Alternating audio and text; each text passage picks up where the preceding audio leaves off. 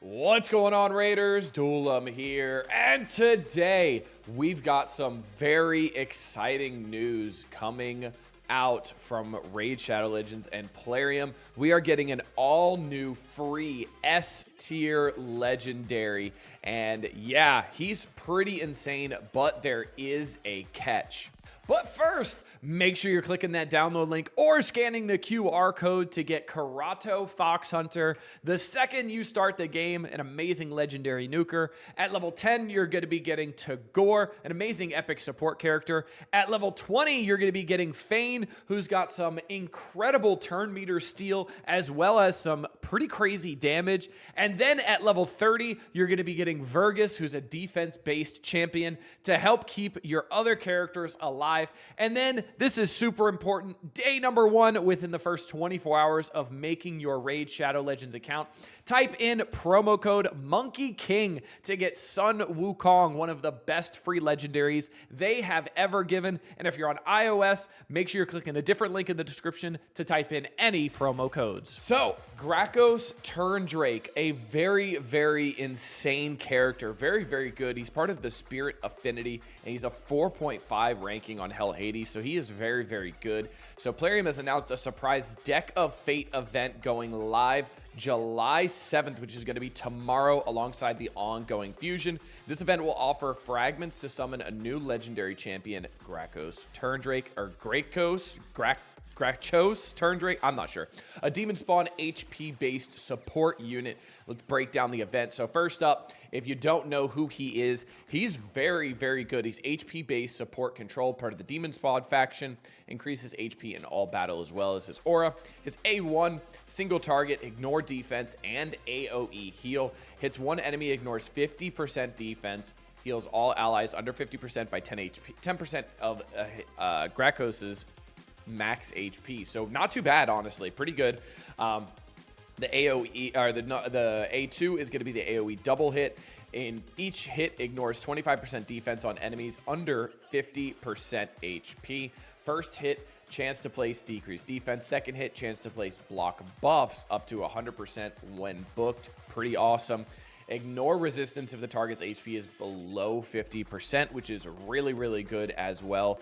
This mechanic is conditional and unreliable unless you're fighting something like Clan Boss or running a speed tuned setup. Sounds great on paper, but in general, waves or PvP, most enemies begin with full health, which is true, absolutely, making it hard to optimize. That said, decreased defense and block buffs are always useful. Yeah, it is definitely conditional, but if you're able to meet those conditions, it is pretty good, because ignoring resistance below 50% health is definitely really nice. Team buffs. So the A3 places increased defense for 2 turns and block damage for 1 turn on all allies. And block damage is really, really big. That's a really big ability, especially for things just like they're mentioning Clan Boss, Hydra, Doom Tower, Arena defense setups. And it's only a 3-turn cooldown as well, which is absolutely nuts. You put a Relentless set on him, and then it's technically only a 2-turn cooldown because he's taking that extra turn. Absolutely amazing. And the passive is going to be a dual buff, debuff triggered effect. If an ally has more than 50% HP and is under a buff placed by Grakos, they deal 10% more damage, which is interesting. If an ally has less than 50% HP and is attacked by an enemy under a Grakos debuff, they take reduced damage, which is nice. It's interesting how they don't put a number quantity on this. It's just they take reduced damage, but there's no like actual numerical value to this. But there is 10% more damage if they're over 50% HP, so that's a little interesting. This gives him both offensive and defensive value depending on your team's status. It synergizes well with his ability to apply both buffs and debuffs. So how are we going to get this guy? And unfortunately, it is my least favorite way of getting him. So it's going to be the Deck of Fate. And we had a Deck of Fate recently for the Tholen Foulbeard Perfect Soul Split Soul event where a lot of the points were hidden behind these cards here. And that was not well received by players. So pretty unfortunate that's going to be a Deck of Fate. Also very unfortunate that it's running simultaneously with the Titus Black Plume fusion event, where a lot of people are using a lot of energy right now and a lot of resources to try to get him. And this is not helpful because it's going to be summoning It's going to be summoning in the Soul of Altars. So it's going to be really rough there. So the way it's going to work is you can earn 100 total fragments from the Grey Coast Turn Drake from the event. There's 30 fragments from epic cards, 40 fragments from rare cards, and 30 fragments from common cards. Important notes, you cannot pin cards in this version of the Deck of Fate. The event runs for 96 hours. Progress is tied to 2 sources, summoning souls and farming accessories. So summoning souls, there was just a 2x event, and pretty much everybody blew all their souls, which is obvious because it was a 2x event. You saw I used all mine in my last video as well. And then farming artifacts, the only good thing is there is a Ice Golems tournament going to be running for 2 days out of the 4 days of this. So at least there's that, but yeah, there's no other easier input for this, like they talked about training, champion training or summoning event attached to it. Obviously, we're going to have the summoning event starting on the 8th to the 10th, which is going to give you those 50 fragments for the fusion that I'm recommending people pull for.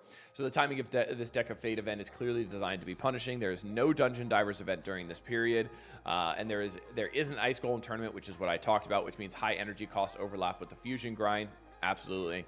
And just like I said, most players recently used their Soulstone resources during the last 2x event, making Soul Summoning impractical. This creates a resource-heavy squeeze for players trying to go after both events. So should you go for him? That's going to be the main thing, right? Because we have Titus Blackplume running right now, and I know a lot of people want to go for him because he looks very, very good, especially with that passive.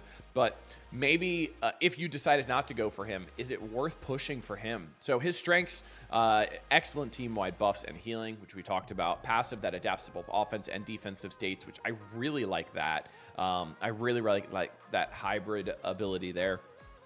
Good synergy in Hydra, Doom Tower, and PvE content requiring survivability. Absolutely, because of the block damage buffs that is put out from the A3. The 1-turn block damage buffs on all allies put out with the A3, only on a 3-turn cooldown, so not bad at all. And yeah. But the weakness is the A2 is conditional. Low HP targets makes it unreliable for consistent use, especially if you're on auto as well. Deck of Fate acquisition method is time consuming and expensive, and it's only 4 days as well, so it's very, very short lived. Competes for resources with a better fusion event running at the same time.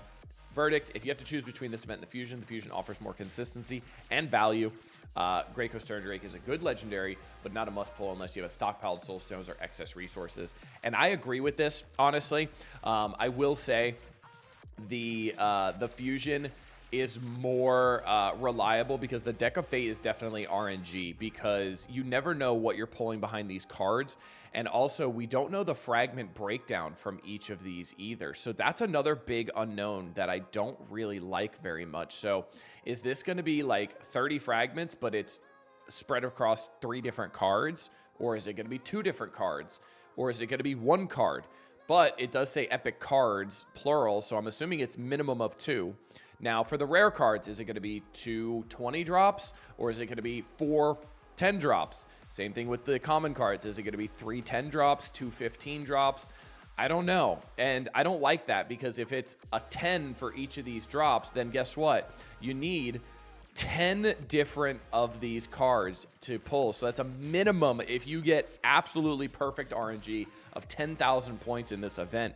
And that is not easy at all. I remember when I was pushing for the Tholen one, I think I pulled like 14 cards total, and I was pushing hard. I used a lot of resources to do it, so this does not seem very practical, especially if you do not have any soul stones to pull. Now, if you do have soul stones, you decided not to pull for the 2x event, maybe go for it if you're feeling lucky. But again, this is pure RNG, and you could go and you have to pull all of these. And remember, there's gonna be a total of 40 cards here, so that is a lot. So I'm assuming only 1/4 of them is going to be the actual fragments that you want. So that's pretty unfortunate as well. But that remains to be seen. I don't know. I'm kind of up in the air with this one, honestly. I don't have the resources for it, and I don't think it's going to be worth it for me, just because